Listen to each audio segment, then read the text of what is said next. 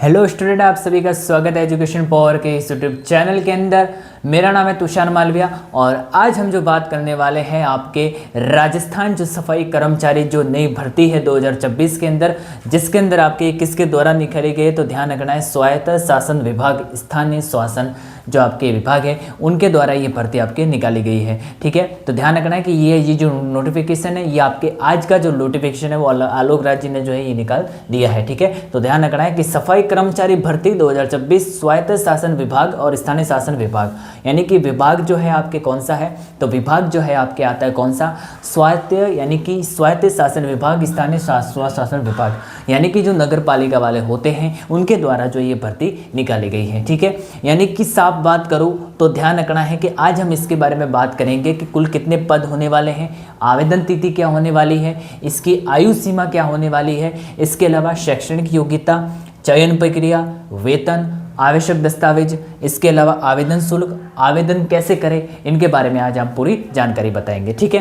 देखो सबसे पहले बात करें तो ध्यान रखना है कि इसके अंदर जो पद है वो आपके कितने हैं, तो ध्यान रखना है कि इसके अंदर जो पद है वो आपके आते हैं 24,752 पद है। कितने पद है, 24,752 पद है। और आवेदन तिथि की मैं बात करूँ तो ध्यान रखना है कि ये आवेदन कब शुरू होंगे, तो ध्यान रखना है आवेदन आपके शुरू होंगे 15 अगस्त, कब, तो ध्यान रखना है कि 15 अगस्त 2026 के अंदर आपके आवेदन शुरू हो जाएंगे।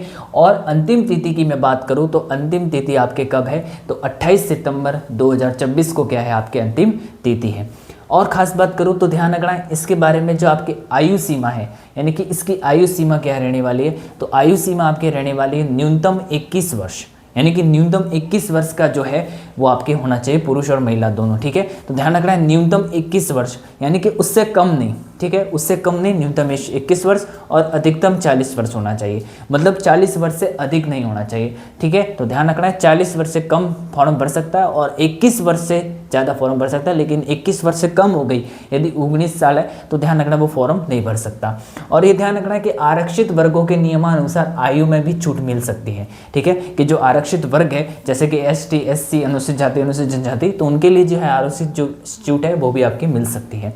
शैक्षणिक योग्यता की मैं बात करूं तो ध्यान रखना है कि इसमें 2 शैक्षणिक योग्यता मानी गई है। क्या मानी गई है, मान्यता प्राप्त बोर्ड से 8वीं 10वीं 12वीं में उत्तीर्ण होना चाहिए। किसी में भी मान्यता बोर्ड में यदि कोई 8वीं पास है, यदि कोई 10वीं पास है, 12वीं पास है, तो उसके लिए ध्यान रखना आपके उत्तीर्ण होना चाहिए, यानी कि पास होना चाहिए। ठीक है, चले बात करूँ तो ध्यान रखना है सफाई कार्य का कम से कम 1 वर्ष का अनुभव प्रमाण पत्र जो आवश्यक होना चाहिए, यानी कि जहाँ पर आपने सफाई से रिलेटेड, जहाँ पर किसी विभाग ने आपने जो काम किया है उस विभाग का जो है आपके पास जो है सर्टिफिकेट होना चाहिए, 1 साल का अनुभव होना चाहिए, तब जाके ध्यान रखना है आपको जो है यहाँ पर जो है आप जो आवेदन यहाँ पर कर सकते हो, आप आवेदन कर सकते हो। ठीक है, यानी कि 1 वर्ष का अनुभव यहाँ पर आपके होना चाहिए।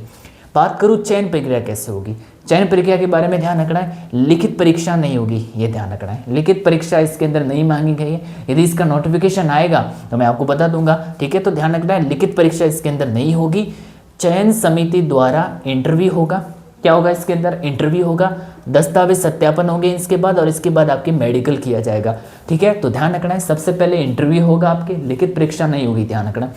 सबसे पहले आपकी इंटरव्यू होगा, फिर आपका जो है जो भी आपने दस्तावेज है आपके जो है उसका सत्यापन होगा। ठीक है, वो चेक किया जाएगा, फिर इसके बाद जो है आपके मेडिकल, आपका जो मेडिकल चेक है वो भी आपके यहाँ पर इसके अंदर होगा। ठीक है, फिर मैं बात करूँ तो ध्यान रखना है कि आवश्यकता होने पर मौके पर सफाई कार्य का व्यावहारिक प्रदर्शन भी कराया जा सकता है, यानी यदि आवश्यकता हुई तो मौके पर ध्यान रखना है कि आपका जो अनुभव है, यानी कि आपका कितना अनुभव है सफाई के अंदर, तो वो आपके चेक किया जाएगा वहाँ पर। ठीक है, ठीक है, और एक प्रकार से आपके सर्टिफिकेट भी होना चाहिए, तब आप आवेदन कर सकते हैं।